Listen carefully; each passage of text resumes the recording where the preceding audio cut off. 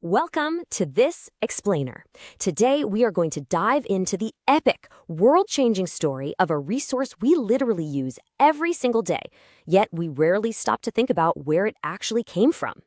We're talking about black gold, oil. It is the absolute heartbeat of our modern global economy. But to truly grasp how this one singular resource came to dictate global politics, create massive billionaires, and basically run our entire society, well, we have to go back to the very beginning. And here's the crazy part. Our story doesn't start with cars or factories or those massive offshore rigs. Actually, it starts thousands of years ago in Mesopotamia, which is modern-day Iraq. Picture this. You're an ancient farmer just going about your day, and you stumble upon this strange, thick, sticky black mud just oozing out of cracks in the earth. It smelled awful, it was pitch black, and it definitely did not behave like water. They had absolutely no idea what they just found, but as humans always do, curiosity totally took over. Section 1. Ancient Uses of Black Gold. How Early Civilizations Utilized the Mysterious Liquid. So let's look at how that pure human curiosity turned a foul-smelling puddle into an incredibly useful tool all across the ancient world. Long before modern science, people realized this stuff was amazingly versatile. In Sumeria, they figured out this natural bitumen was totally water-resistant, so they slathered it on their wooden boats. In Babylon, they used it as mortar to beef up their building bricks. And get this, in ancient Egypt, they used it to preserve the bodies of their kings. The Arabic word for this bitumen is actually mumia, which is literally where we get the word mummy. Meanwhile, over in China's Sichuan region, they were using hollow bamboo pipes to drill deep into the earth for natural gas and oil to use for heat and light. The Persians, they weaponized it for flaming arrows, and the Greeks were rubbing it on their skin and joints for medical treatments, somehow tapping into its natural antibacterial properties centuries before we even knew what bacteria was. Section 2. Millions of years to make. The true geological origins of crude oil. Okay, so to understand what this powerful, versatile substance actually is, we have to travel back in time. Not just thousands of years, but roughly 300 to 400 million years. And I'm going to burst a bubble here. Forget the dinosaurs. Seriously, I know we all heard that childhood myth, but oil does not come from crushed T-Rexes. The true story of oil starts in massive, ancient oceans, way before dinosaurs even existed. We're talking about billions upon billions of microscopic marine life forms. Tiny algae, plankton, organisms so small you couldn't even see them with the naked eye. When all those microscopic organisms died, they just naturally sank to the ocean floor. Over millions of years, they were buried under layer after heavy layer of sand, mud, and sediment, getting pushed deeper and deeper into the earth. But it's not just the burying that creates the oil. It's the intense, almost unimaginable heat and pressure deep underground. It acts like a massive geological pressure cooker, slowly transforming all those dead organic remains into something completely different. Scientists have a specific name for this new substance: kerogen. It's this waxy, solid organic matter. Now, when the temperature down there hits a very specific sweet spot, somewhere between 60 and 120 degrees Celsius, this kerogen breaks down and magically converts into crude oil. If it gets hotter than 120 degrees, it actually bakes even further into natural gas. And because oil is lighter than water, it naturally wants to seep upward through tiny microscopic cracks in the rocks until it hits a dense, hard layer it just can't get through. And boom, that is exactly how a massive underground oil reservoir is born. Section 3. The first oil boom. The transition from whale oil to black gold. For thousands of years, humans only skimmed the tiny fraction of oil that naturally bubbled up to the surface. They had absolutely no clue there were literal oceans of this stuff beneath their feet. But let's fast forward to the mid-19th century, right in the thick of the Industrial Revolution. Cities are exploding in size, and they desperately need light. The problem? Whale oil, which was the main source for lamps, was becoming incredibly scarce and insanely expensive because of aggressive overhunting. The world desperately needed a new fuel. Enter a Canadian geologist named Abraham Gesner in 1846. He figures out how to distill a clean, relatively safe liquid fuel straight from crude oil, and he calls it kerosene. Suddenly, everyone realizes that if they can just find enough crude oil, this could be a massive, world-changing industry. But the million-dollar question remained: how do you actually get it out of the ground? At the time, most people thought finding oil was just pure dumb luck. But Edwin Drake, he refused to think like everyone else. Now, Drake wasn't an engineer. He wasn't a scientist. He was literally a retired railway worker who got hired by a small company to see if oil could be pumped from deep underground in Pennsylvania. Months went by, the money totally dried up, and his company lost faith. But Drake stubbornly kept on drilling.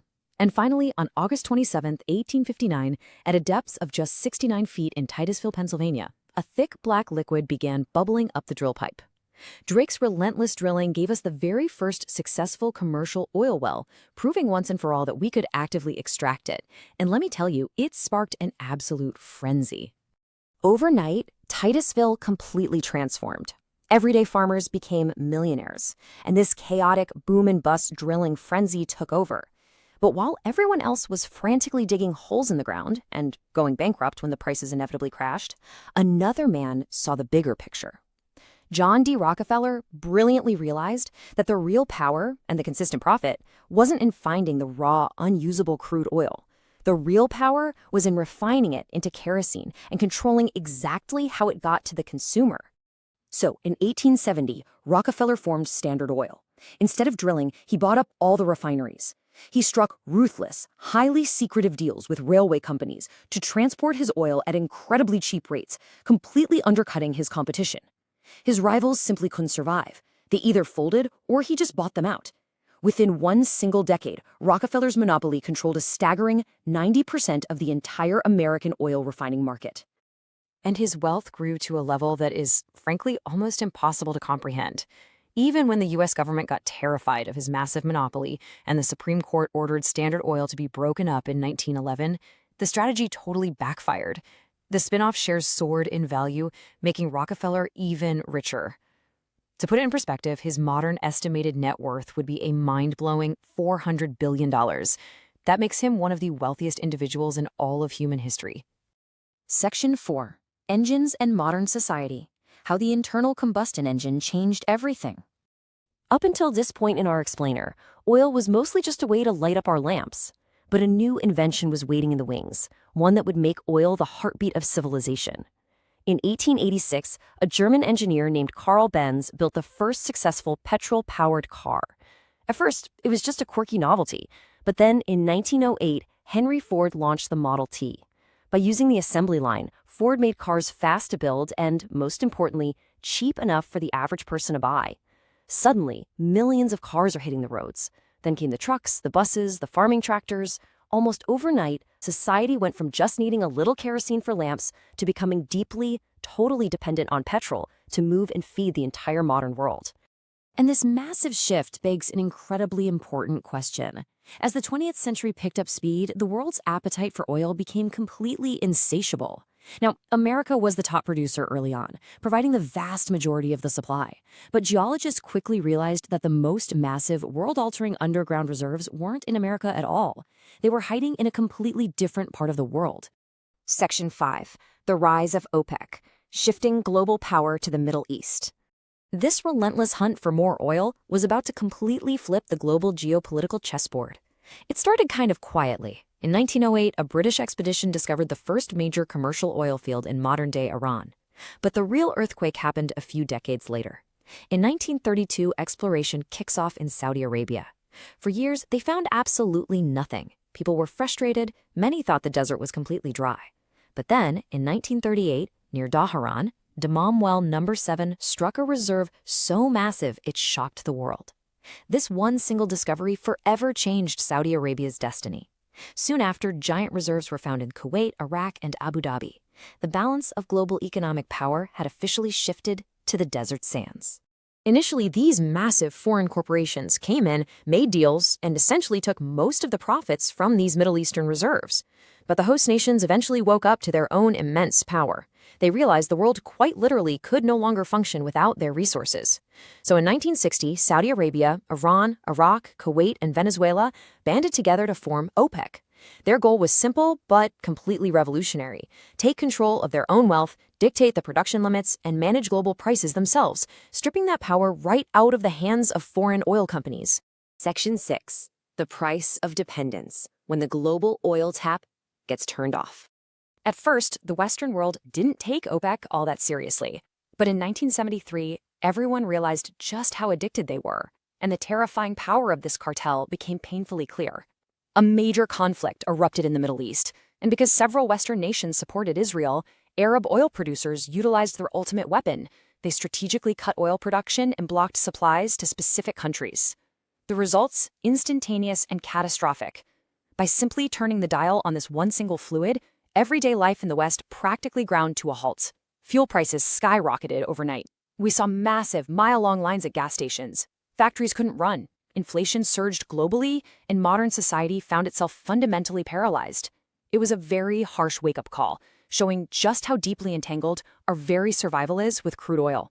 And that brings us to the ultimate question for this explainer. From ancient farmers noticing sticky black mud to waterproof their boats, to a hyper-connected, modern global economy that relies on every single drop, oil has absolutely built our world.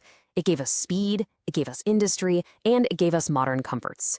But when a civilization builds its entire existence upon a single, finite resource that took millions of years to create, it also holds the terrifying power to break it.